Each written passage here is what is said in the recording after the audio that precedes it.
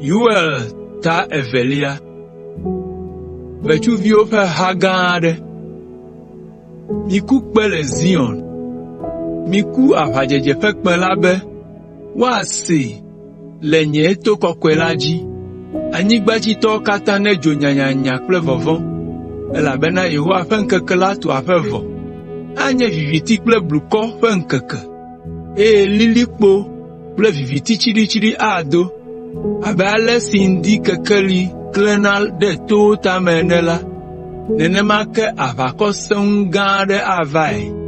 Ame siawo la, womekpɔ wo tɔgbi kpɔ o, eye womagakpɔ wo tɔgbi kpɔ le xexea me ƒe dzidzimewo dome o. Dzobibi le nu fiam le wo ŋgɔ, eye dzo ƒe aɖe le wo megbe. Anyigba la le wo ŋgɔ abe Edenbɔ ene, gake ezua gbegbe le wo megbe. Naneke mate ŋu asi le enu o. Wodzena abe sɔwo ene, eye woƒua du abe sɔdolawo ene. Wole kpo tim le towo tame. Woƒe afɔziwo le ɖiɖim abe tasiaɖamwo tɔ ene, eye abe dzoe le gbeƒuƒu bim ene. Wole du ƒum abe asrafo kalẽtɔwoe le du dzi yina ɖe aʋa ene. Dukɔwo kpɔe hedzo nyanyanya, eye woƒe mowo fu tititi le vɔvɔ̃ ta. Wozɔ yi ŋgɔ kple kalẽ abe aʋawɔlawo ene, eye woflɔ gliawo abe asrafowo ene. Wo katã yi ŋgɔgbe, eye ɖeke meto miame alo nuɖusime o. Ɖeke mebe ɖe nɔvia xa o.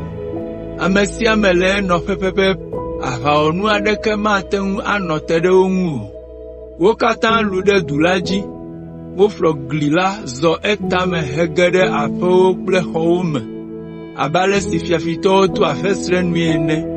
Anyigba ƒuƒu kpekpekpe, eye dziƒo dzo nyanyanya le wo ŋgɔ. Ɣe kple ɣleti do viviti, eye ɣletiviwo magaklẽ o. Yehowa ŋutɔ le eƒe aʋakɔ la ŋgɔ le gbe ɖem. Esia nye eƒe aʋakɔ gã la, eye ame siwo le eƒe gbeɖeɖe dzi wɔm la nye ame sesẽwo. Yehowa ƒe ŋkeke la anye ŋkeke gã, ŋɔdzi kple vɔvɔ̃ anɔ eŋu. Ame kae ate anɔ te ɖe enu? Mitrɔ dzime. Eya ta Yehowa be, mitrɔ ɖe ŋunye azɔ kple miaƒe dzi blibo. Miva kple nutsitsidɔ, avifafa kple konyifafa. Midze miaƒe dziwo, menye miaƒe awuwo o. Mitrɔ ɖe Yehowa, miaƒe Mawu la ŋu, elabena amenuveve kple nublanuikpɔkpɔ bɔ ɖe esi. Medoa dziku kabakaba o. Eƒe dɔme nyo, eye metsia dzi be yeahe to na ame o. Ame kae nya be ɖohĩ atrɔ ave mía nu, eye wòagblẽ yayra ɖi na mí? Ekema míagatsɔ nuɖuvɔsa kple nunovɔsa vɛ na Yehowa, mía Mawu la. Miku kpe le Zion, miɖo nutsitsidɔ kɔkɔe, eye miyɔ takpekpe tɔxɛ. Miƒo ameawo nu ƒu, mikɔ ameha la ŋuti, ame tsitsiwo, ɖeviwo kple vinonowo siaa. Ŋugbetɔ srɔ̃ nedo le eƒe xɔ me, eye ŋugbetɔ nedo le eƒe xɔ gã me. Nunɔla siwo subɔna le Yehowa ŋkume la, netsi tsitre ɖe ameawo kple vɔsamlekpui la dome. Afa avi ado gbe ɖa be, Yehowa kpɔ nublanui na wò dukɔ, megana wò domenyinu nazu fewuɖunu kple ŋukpenanu le dukɔwo dome o. Nu ka ta dukɔ anɔ gbɔgblɔm be, afi ka woƒe Mawu la le? Yehowa ƒe ŋuɖoɖo. Ekema Yehowa aʋã ŋu ɖe eƒe dukɔ la nu, eye wòakpɔ nublanui na eƒe amewo. Yehowa aɖo ŋu be, kpɔ ɖa, mele bli, wain yeye kple ami ɖom ɖe mi be miaɖi ƒo. Nyemagawɔ mi mianye fewuɖunu na dukɔwo azɔ o.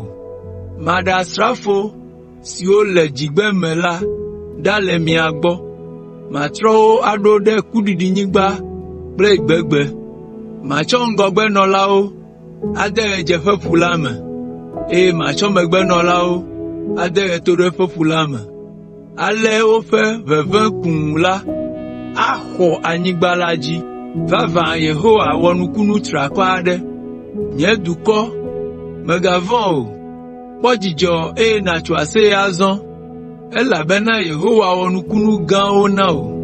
Mi gbemelãwo katã, migavɔ̃ o, elabena lãnyiƒewo agada ama abe tsã ene. Atiwo agatse ku, eye gbotiwo kple wainkawo agatse kplanya abe tsã ene. O, mi Ziontɔwo, dzi nedzɔ mi le Yehowa mia Mawu la me, elabena tsidzadza si wòɖo ɖa la nye eƒe tsɔtsɔke ƒe dzesi. Adame kple keletsiwo adza ɖe ɖoɖonu pɛpɛpɛ, lu ayɔ lugbɔƒe fũu, eye wain kple ami asɔgbɔ ɖe nudzraɖoƒewo. Magaɖo ƒe siwo ʋetsuviwo, ʋetrawo, abɔwo kple ŋɔwo ɖu nu la teƒe na mi. Woawoe nye nye aʋakɔ gã si medɔ ɖe mia ŋu. Miaɖu nu aɖi ƒo abe tsã ene, eye miakafu Yehowa, miaƒe Mawu la. Miakafu Yehowa, miaƒe Mawu la ƒe ŋkɔ, ame si wɔ nukunu siawo katã na mi. Ŋu magakpe nye dukɔ azɔ o.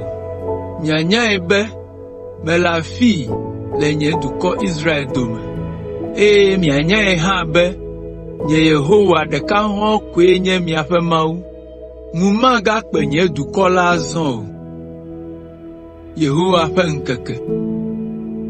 Le nu siawo megbe la, matrɔ nye gbɔgbɔ akɔ ɖe amewo katã dzi. Mia viŋutsuwo kple nyɔnuwo agblɔ nya ɖi, miaƒe ametsitsiwo aku drɔ̃ewo, eye miaƒe ɖekakpuiwo akpɔ ŋutegawo. Matrɔ nye gbɔgbɔ la akɔ ɖe nye subɔlawo katã dzi, ŋutsuwo kple nyɔnuwo siaa dzi le ŋkeke mawo me, eye mana dzesi wɔnukuwo nado ɖe dziƒo kple anyigba dzi, siwo anye ʋu, dzo kple dzudzɔ babla kɔtɔɔ. Ɣe ado viviti, eye ɣleti atrɔ zu ʋu, hafi Aƒetɔ la ƒe ŋkeke gã dziŋɔ la nava ɖo. Ame sia ame si yɔ Aƒetɔ ƒe ŋkɔ la akpɔ ɖeɖe, eye xɔname anɔ Zion towo dzi kple Yerusalem, kple ame siwo Aƒetɔ yɔ la dome, abe ale si Aƒetɔ la do ŋugbee la ene.